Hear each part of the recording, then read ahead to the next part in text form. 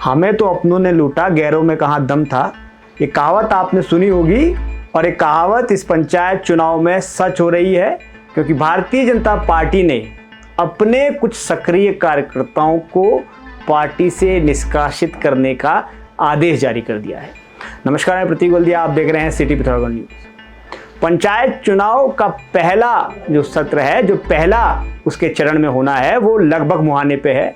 अब से कुछ ही घंटों बाद यहाँ अब आचार संहिता लग जाएगी, चुनाव प्रचार थम हो जाएगा और 4 जो ब्लॉक हैं, उन 4 ब्लॉकों में चुनाव होने जा रहे हैं 24 तारीख को। लेकिन इसी बीच भारतीय जनता पार्टी ने कुछ अपने कार्यकर्ताओं पे कड़ा रुख अपनाया है। पार्टी विरोधी गतिविधियों को लेकर, अनुशासनहीनता को लेकर अपने कुछ सदस्यों को बाहर का रास्ता दिखा दिया है और ये वो सदस्य हैं जो इस पंचायत चुनाव में लगातार दावेदारी कर रहे हैं। और इनमें जो सबसे ज़्यादा नाम हैं वो हैं जिला पंचायत सदस्य के। पिथौरागढ़ से अगर बात करें तो कुल 11 नाम ऐसे हैं जिनको भारतीय जनता पार्टी ने पार्टी से बाहर का रास्ता दिखा दिया है। बड़े नामों की अगर बात करें तो बीसा बजेड़ से राकेश चंद को भारतीय जनता पार्टी ने निकाल दिया है। तड़ेमिया सीट से शमशेर चंद को बाहर का रास्ता दिखा दिया गया है। इसी के साथ सुनीता देवी को बास्ते सीट से बाहर का रास्ता दिखा दिया गया है। और एक नाम जिस पे सबकी नज़र गई और वो परिहास का विषय हो गया है कि आखिर भारतीय जनता पार्टी कहना क्या चाहती है। कुछ दिन पहले जिसको फूल मालाओं से स्वागत करके अपना निर्विरोध सदस्य बताते हुए ढोल नगाड़े पीट रही भारतीय जनता पार्टी ने अब भड़गांव से संदीप बोरा को पार्टी से निष्कासित कर दिया है। तो अपने आप में ये एक हंसी का पात्र हो गया है कि जब स्थिति ऐसी थी कि भड़गांव से दोनों कैंडिडेट यानी नरेंद्र युपा और चंचल बोरा का नामांकन रद्द हो गया था, तो उस वक्त संदीप बोरा निर्विरोध जिला पंचायत सदस्य बन गए थे पहले। उनको तब हाथों हाथ भारतीय जनता पार्टी ने कहा कि ये हमारे कैंडिडेट हैं और अब हमारे कार्यालय आगे फूल मालाओं से स्वागत हुआ। सोशल मीडिया पे तस्वीर आई और सब कहने लगे कि एक कैंडिडेट निर्विरोध भारतीय जनता पार्टी ने बना लिया है। लेकिन कुछ दिनों बाद जब नरेंद्र युपा न्यायालय का दरवाजा खटखटाया उन्होंने, उसके बाद एक फैसला निकल के आया कि उनको शामिल किया जाएगा इस सक्रिय चुनाव में और वो भी अब भारतीय जनता पार्टी के अधिकृत प्रत्याशी हो गए। 24 तारीख को भड़गांव सीट पे वोटिंग होनी है और वहां भारतीय जनता पार्टी ने अब नरेंद्र युपा को, जो पहले भी भारतीय जनता पार्टी के ही उम्मीदवार कहे जाते थे और अब भी भारतीय जनता पार्टी के उम्मीदवार कहे जाएंगे, और इन सब के बीच जो फजीयत हुई वो संदीप बोरा की हुई है। उनको समझ नहीं आ रहा है कि आखिर उनके साथ हुआ क्या है।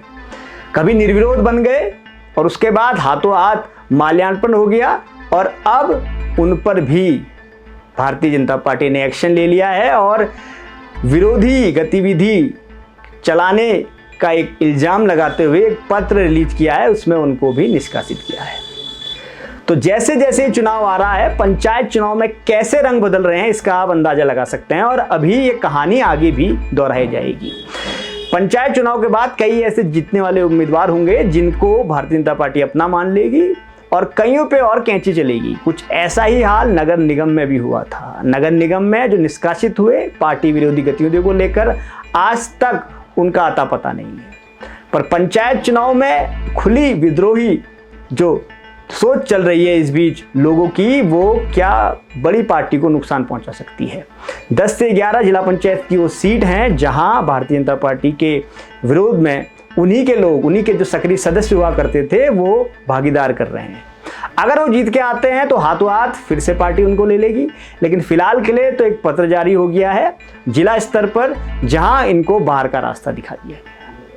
तो अब देखना दिलचस्प है कि भड़गांव सीट, जिसमें ये नाटकीय रूप से संदीप बोरा और नरेंद्र युपा के बीच में जो ये पूरा घटनाक्रम पिछले 2 हफ्तों से चल रहा है, उसका अंजाम क्या होगा। क्या नरेंद्र युपा जो अब अधिकृत प्रत्याशी हो गए हैं वो इस सीट जीत के ले आएंगे, या संदीप बोरा जो निर्विरोध एक वक्त हो गए थे और फिर उसके बाद निर्दलीय हो गए हैं, वो सीट जीत के आएंगे। तो उस वक्त क्या पार्टी उनको फिर से फूल माला पहनाकर, कार्यालय बुलाकर, मिठाई खिलाकर अपना मान लेगी।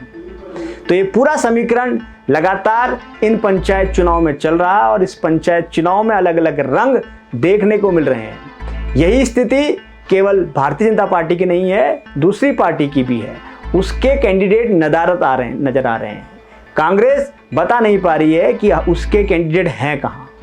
तीसरी तरफ विधायक मयूख महल लगातार जो उनको समर्पित प्रत्याशी हैं उनके प्रचार में उतर आए हैं, जिस वजह से कई सीटों पे अब मुसीबत बन के खड़ी हुई है, जिनको पहले ताकतवर और मजबूत कैंडिडेट माना जाता था।